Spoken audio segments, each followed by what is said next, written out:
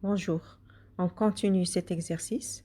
L'autre fois, on s'est arrêté à la question numéro 3, où l'on demande de déduire le champ créé en tout point de l'espace par un fil infini qui porte une densité linéique lambda. On nous demande de déduire, c'est-à-dire à partir du champ du cylindre creux infini, on doit trouver celui du fil infini. On va prendre cette expression de E, créée par le cylindre à l'extérieur, puisque nous, on veut trouver le champ créé par le fil dans son entourage. Pour le calcul du champ du cylindre, c'est déjà fait dans une vidéo précédente. Je vous laisserai le lien dans la description ci-dessous. Alors, si on veut que ce cylindre devienne un fil, on doit annuler le rayon interne et faire tendre le rayon externe vers 0.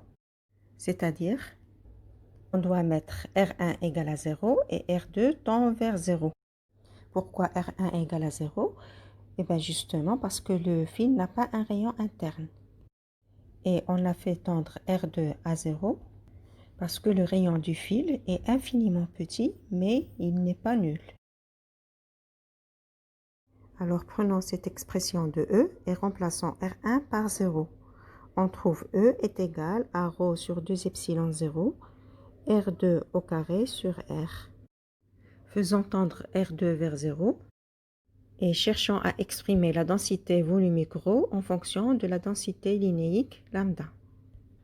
Or, quand R2 tend vers 0, le cylindre tend vers un fil et la charge du cylindre tend vers la charge du fil.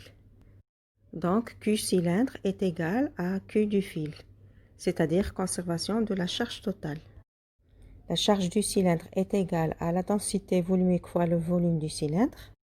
Et le volume du cylindre, c'est pi fois le rayon au carré fois sa longueur.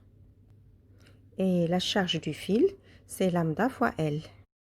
En appliquant la conservation de la charge, Q cylindre est égal à Q fil, on obtient ρ est égal à lambda sur pi R2 au carré. Voilà, on a exprimé ρ en fonction de lambda. Il suffit maintenant de remplacer dans cette expression du champ. Et après simplification, on trouve que le champ du fil est égal à lambda sur 2 pi epsilon 0 R porté par ER. Voilà, on est arrivé au terme de cet exercice.